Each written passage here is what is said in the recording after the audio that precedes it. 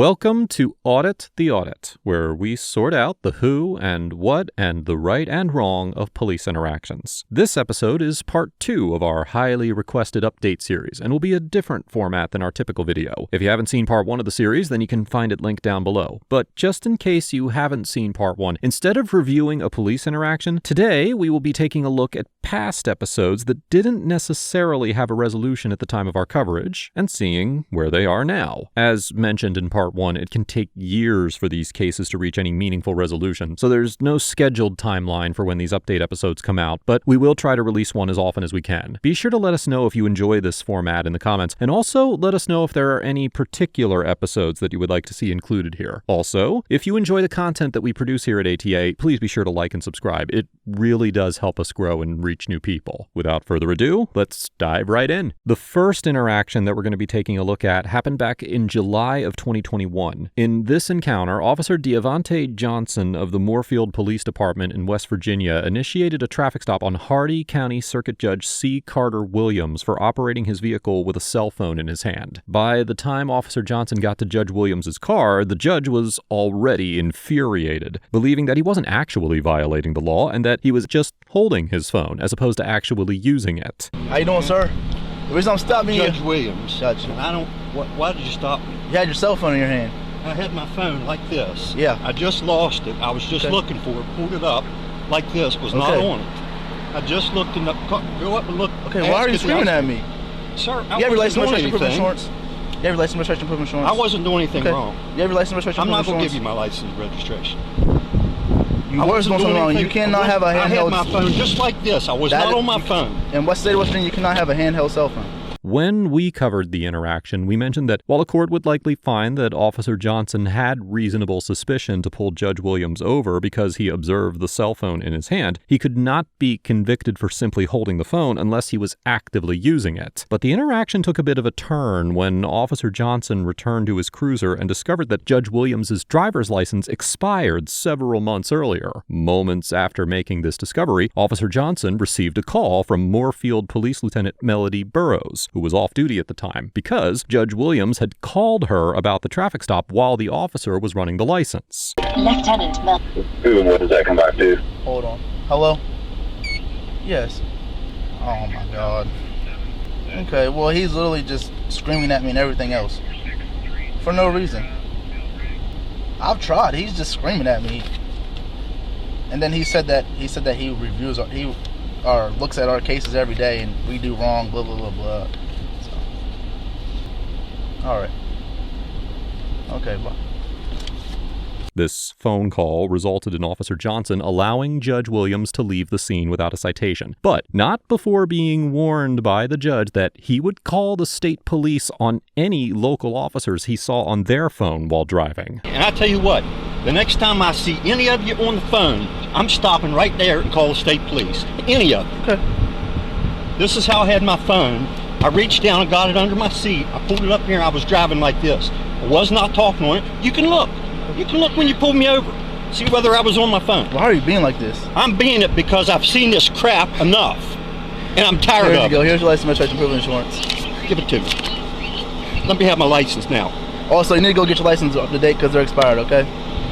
Later that evening, Judge Williams also called Moorefield's former police chief and then Lieutenant Burrows again, before showing up at the home of Moorefield Mayor Carol Zuber around 10 p.m. to complain to her about the traffic stop. When we left off on our coverage, the West Virginia Judicial Investigation Commission filed a so-called extraordinary complaint against Judge Williams. The allegations stemmed from his conduct during the traffic stop and his subsequent behavior, as well as several other traffic stop incidents. The complaint also included allegations that Judge Williams engaged in a pattern of public office for private gain and violating state traffic laws, as the investigation revealed several other instances where Judge Williams potentially used his title to avoid tickets for running a stop sign, driving with an expired registration, and, on 2 occasions, driving without a seatbelt. An additional complaint was also filed against Judge Williams for violations of the Code of Judicial Conduct based on a July 21, 2020 incident where Judge Williams allegedly walked out of Walmart without paying for the items in his cart. On September 30th, 2021, the Supreme Court determined that there was probable cause to believe that Judge Williams had violated the Code of Judicial Conduct and remanded the matter to the Judicial Investigation Commission, which filed an 11-count formal statement of charges on October 25th. Judge Williams was scheduled to go before the Judicial Hearing Board on February 23, 2022, but the commission filed an additional formal state of charges against Judge Williams on February 14th, and his hearing was postponed. The new charges stemmed from yet another incident where Judge Williams walked out of Walmart without paying for his merchandise on August 18th, 2021. Although Walmart sources reported that Judge Williams appeared to be distracted both times that he allegedly left without paying for his items, the judge failed to report these incidents. These investigations were still ongoing when we covered this interaction. But in May of 2023, Judge Williams was officially sanctioned by the state Supreme Court, and he was suspended for 6 months and fined $5,000. According to Supreme Court Chief Justice Beth Walker, Judge Williams' call to the officer's supervisor during the traffic stop, quote, can only reasonably be interpreted as coercive, and the calls made thereafter were a blatant invocation of his office. A judicial disciplinary investigation also found that Judge Williams had been pulled over 3 other times in 2020 and 2021 without being ticketed. In October of 2023, the Judicial Hearing Board found that Judge Williams violated 6 judicial rules related to professional and public conduct, compliance with the law, and using his office for personal gain, which resulted in the punishment mentioned before. Needless to say, this feels like a slap on the wrist for a judge that has demonstrated poor character on multiple occasions, and even technically breaking the law twice. If any normal person were to walk out of Walmart without paying for their items, then they would be prosecuted without question, especially if they did it more than once. It is good to see that Judge Williams was held to some degree of accountability, but I question whether a 6-month suspension was sufficient. I'm sure you're all familiar with this next interaction because it is by far the most popular video on this channel, but I'm going to give you a quick refresher just in case you forgot the details. On July 26th of 2021, Officer David Lance Dukes of the Orangeburg Department of Public Safety responded to a call regarding a man banging on a townhouse door, allegedly with a gun in his waistband. When he arrived on the scene, Officer Dukes immediately drew his gun and ordered 58-year-old disabled man Clarence Gaillard and his cousin Mario Julian, who were standing in the parking lot outside the townhouse, to the ground. Mr. Gaillard attempted to comply with Officer Dukes' orders by getting onto his hands and knees, but Officer Dukes forcefully used his foot to attempt to force Mr. Gaillard all the way to the ground, causing his head to violently hit the pavement. Afterwards, Officer Dukes tried to claim that Mr. Gaillard was armed with a metal stick and refused to obey his commands to get on the ground. After the officers discovered that Mr. Gaillard and Mr. Julian were not threats, they were released without charges. At one point, Mr. Julian asks Officer Dukes if he has a business card, and the officer tells Mr. Julian that they are not issued business cards. However, he is quickly corrected by Sergeant Polidor, who provided Mr. Julian with the information he requested. Can I get a card from you?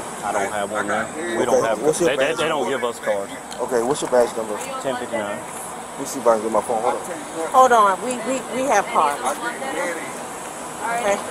2 days after the incident, Officer Dukes was fired from the Orangeburg Department of Public Safety for violating the department's use of force policies. And on August 25th, 2021, former Officer Dukes was charged with first-degree assault and battery, which could carry a sentence of up to 10 years in prison. When we left off on our coverage of the interaction, Mr. Gaillard had not yet taken any legal action against Officer Dukes or the department. Since then, Mr. Gaillard went on to file a lawsuit against the city of Orangeburg, which settled for $650,000 in November of 2021, just 4 months after the incident occurred. Now, as for Mr. Dukes' criminal charges, they're still pending as of the writing of this update, which is over 3 years after the incident. Well, this goes to show that sometimes justice can move relatively swiftly in some areas and frustratingly slow in others. It is rare that a lawsuit involving excessive force or police misconduct can be resolved so quickly, but it is also worth noting that Mr. Dukes has yet to face any kind of actual punishment for assaulting Mr. Gaillard beyond being fired from his job. It will be interesting to see how his criminal charges play out, and once again, I'll try to keep you updated as much as I can.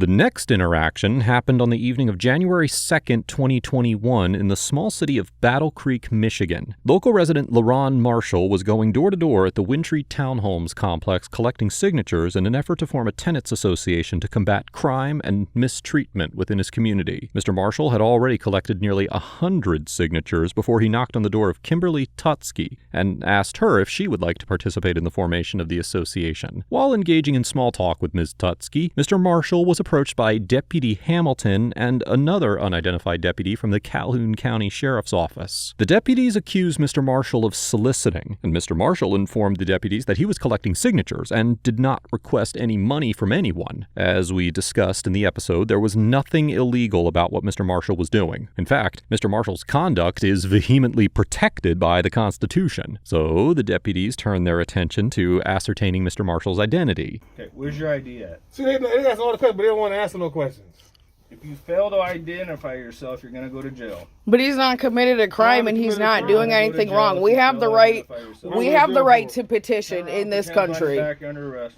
No, I'm not. Turn around and put your hands behind your back. You're under arrest. What am I going to arrest for? Can I have your badge number, sir? Hindering and opposing. Turn around and put your hands Hindering what? back. There's no investigation because there's been no crime committed. Okay, well, don't play with my rights. I need your badge number. And put your hands behind your back. I'm LaRon. I live in the front of there. You are under arrest. I live in the front up there. I just told you that. Deputy Hamilton, and who are you? I'm LaRon. The deputies eventually placed Mr. Marshall in handcuffs for refusing to identify himself and escort him to their patrol car, where an unidentified deputy violently shoved Mr. Marshall into the vehicle. Mr. Marshall was arrested and was charged with felony resisting and obstructing an officer. But the charges against him were dropped 3 days later, and the Calhoun County Undersheriff issued an apology in person. When we left off on our coverage, Mr. Marshall's attorney stated that they were still in the investigative stages and were deciding whether or not to pursue further legal action. Well, ironically enough, 1 day after we posted our coverage of this interaction, the Calhoun County Sheriff's Office announced that one of the deputies involved in the encounter had been terminated, but they did not identify which deputy it was. We became aware of this interaction just days after it occurred, and we were able to release an episode covering it within a couple of weeks of it taking place, which is rare considering the time that it generally takes to research the legal topics involved in each episode. It is very uncommon for an update to occur the day after we post our coverage of an interaction, but the fact that we were able to get this episode released so quickly is probably why this happened. This just goes to show that taking some time to see how an interaction might play out in the short term can be beneficial, and this is one of the reasons that we typically do not cover interactions until some time has passed. Well, in January of 2023, Mr. Marshall filed a lawsuit against the two deputies involved in the interaction, which is still in its preliminary stages. I'll try to keep you up to date on its progress in future update episodes. The next encounter took place on November 29th, 2022 in Trinidad, Colorado, where local resident Nathaniel Espinosa was pulled over by Deputy Mikhail Noel of the Los Animas County Sheriff's Office for an alleged traffic violation. Nathaniel was being followed by his father, Kenneth Espinosa, when he was pulled over. Kenneth circled the block before parking approximately 75 feet behind Deputy Noel's patrol vehicle to wait for his son. As Kenneth waited and observed the traffic stop from this distance, Lieutenant Henry Trujillo arrived to assist in the traffic stop and made contact with him. Lieutenant Trujillo orders Kenneth to leave the traffic stop and threatens to charge him if he does not comply, although he does not say what crime he would be charged with, and Kenneth refuses to leave. Well, after a short verbal altercation, Lieutenant Trujillo returns to his patrol car while another officer issues 2 clear commands for Kenneth to leave. But as Kenneth tries to drive away, the officers immediately change their mind and begin ordering him to stay. You need to go. No, I don't. I'm waiting on my son. He's my ride back to Walson. Leave. Leave. That's the part. Stay. Hey, stop the car. Get the car. Get out the car. What are you gonna do? You gonna SD4, give me the radio.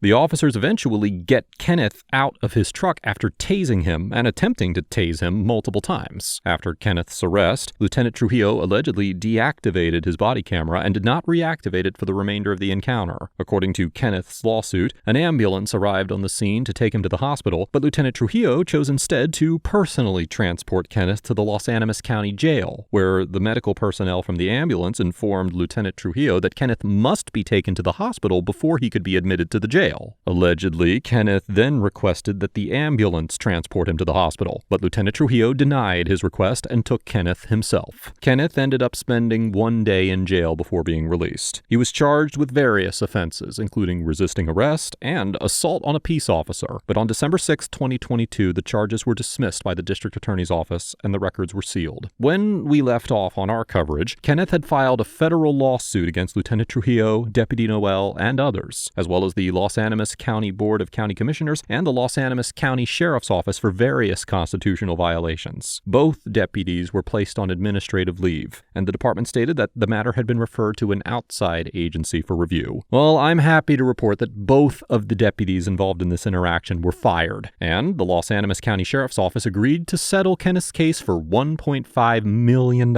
in March of this year. This is yet another case that happened to resolve relatively quickly, and I'm glad to see that Kenneth was appropriately compensated for his experience. The next update is from an old episode of ATA. You might remember it if you've been subscribed to the channel for a while. Way back in September of 2014, Warden Dirk Paulson of the Montana Department of Fish, Wildlife, and Parks was detained by tribal police officers from the Fort Belknap law enforcement as he drove down a county road located in the southeast corner of Blaine County, Montana. The Fort Belknap officers insisted that the warden was trespassing on tribal land and threatened to impound his vehicle and cite him for criminal trespass. Other officers from nearby departments arrived to negotiate with the Fort Belknap officers, and after detaining the warden for approximately 5 hours, they eventually released him without incident. But this interaction did not end there. On February 19, 2016, Regional Supervisor Mark Sullivan of the Montana Department of Fish, Wildlife, and Parks issued a letter to Warden Paulson ordering him to avoid conducting, now quoting, any business on tribally owned lands, the reservation, and submarginal lands nearby. The letter clarified that the restrictions were not punitive, but were put in place out of concerns for Warden Paulson's safety. After the incident, Blaine County Sheriff Glenn Hustis requested the Division of Criminal Investigation to conduct an investigation regarding whether criminal charges should be filed. And in a report submitted back on September 29, 2014, Agent Bruce McDermott concluded that the tribal officers could be charged with several misdemeanor crimes, as well as felony intimidation. However, an article published in the Billings Gazette on March 31, 2016 states that Blaine County Attorney Kelsey Harwood was asked not to prosecute in conversations with the Department of Justice and Fish, Wildlife, and Parks and the Attorney General's office. Although the article reported that Montana had been negotiating with the Fort Belknap Community Council since 2015 to create a hunting district in the disputed lands that would be managed jointly by Fish, Wildlife, and Parks and tribal game officials, there had been no published updates when we covered this encounter. Well, it seems as though the negotiations between the state of Montana and the Fort Belknap community never resulted in any tangible deals. But there is an interesting update from the Supreme Court that might be relevant to similar cases in the future. On June 1st of 2021, the Supreme Court ruled that a tribal police officer could temporarily detain and search a non-Indian traveling on a public highway through the Crow Reservation in Montana for potential violations of federal or state law in the case of United States versus Cooley. Much of the debate and legal nuance surrounding the original interaction that we covered centered around whether or not the tribal police officers had the authority to detain non-tribe members. And according to the Cooley ruling, they do. This is contrary to previous rulings from the court, like in the case of Oliphant versus Suquamish tribe, where the court found that tribes lack inherent criminal jurisdiction over non-Indians. It seems as though there is a growing trend within the judicial system where federal courts may find tribal jurisdiction over non-Indians where necessary to protect the health and welfare of tribal communities. If this had been the opinion of the court at the time of Warden Paulson's interaction, then it very well could have played out differently. The intersection of tribal and state or federal law is an interesting and ever-developing topic, and I highly recommend watching our original coverage of this encounter if you haven't seen it. The last encounter that we're going to cover today originally took place in October of 2020 in Santa Paula, California. Retired firefighter Joseph Garus was driving his Jeep when he noticed shooting victim Samir Salgado lying face up in a parking lot, obviously injured. Mr. Garus pulled over and he began to administer CPR. Shortly thereafter, several officers with the Santa Paula Police Department arrived on the scene. Eventually, Detective Chris Rivera arrived and he ordered Mr. Garus to get out of his crime scene, prompting a tense verbal exchange. I started doing CPR. Did you see anybody running, Nothing. anybody leaving the area, anything? Not a thing. Relieve him. Someone relieves him. Get a mask. Not a thing. Get this guy out of here. Sir. He's a witness. What the? Relax, okay? Hey, We Star. appreciate it. Huh? So I got a crime scene, sir. I'm a detective. Yeah, and I'm here helping him, so step the off. Okay? If you're a good detective, you wouldn't be yelling at me right now. You'd be taking care of your job. The officers escort Mr. Garus off of the scene, and he continues voicing his opinion of the detective's conduct. After Mr. Garus shouted at Detective Rivera from outside the parking lot, the detective left the scene and approached Mr. Garus. No, you need to understand. Really, the paint compliance, that's what we need to do? Because you don't like being talked. What's his name? The officers then proceeded to handcuff Mr. Garus and place him in the back of their patrol car. The officers held Mr. Garus in the back of the patrol car for about 15 minutes, after which Detective Rivera uncuffed Mr. Garus and told him that he was free to leave. Sometime later, Mr. Garus requested emergency medical services, and a police officer called an ambulance for him. Mr. Garus was treated at Community Memorial Hospital in Ventura, California, and reportedly suffered a dislocated shoulder and torn labrum that had to be surgically repaired. No charges were filed against Mr. Garus. On August 19, 2021, Mr. Garus filed a federal lawsuit against Detective Rivera and the city of Santa Paula, alleging civil rights violations, including a federal claim for excessive force and several state law claims. On March 24, 2023, U.S. District Judge Fernando Anel Rocha ruled that Detective Rivera had qualified immunity and therefore could not be held personally liable for the federal excessive force claim because the use of a so-called C-clamp hold had not been clearly established as a violation of the Fourth Amendment. When we left off on our coverage, the federal claim was still pending against the city, and Mr. Garus still had other legal avenues that he could explore for pursuing justice. Well, in June of 2023, it was announced that a settlement had been reached between Mr. Garus and the city of Santa Paula for an undisclosed amount, and that both parties had agreed to sign non-disclosure agreements as part of the settlement. Following the encounter, Detective Rivera left the Santa Paula Police Department and joined the nearby Baldwin Park Police Department. According to the city of Santa Paula, Detective Rivera left, quote, in good standing. Once again, even though the victim of police misconduct was compensated, the perpetrator of the misconduct faced no real punishment. This is a major part of the problems affecting the overall structure of policing in our society. Although it is good when victims of police misconduct receive monetary compensation, it often comes by way of a settlement that allows the perpetrator of the misconduct to continue working in law enforcement. That's all the updates that we have for you in this episode, but as mentioned before, there will be more update episodes to come in the future. Remember to let us know if you enjoyed this type of episode in the comments, and also suggest some episodes that you would like to see some updates on. If you could also take a moment to like and subscribe, it would be sincerely appreciated. Let us know if there is an interaction or legal topic that you would like us to discuss in the comments below. Thank you for watching, and don't forget to check out my second channel for even more police interaction content.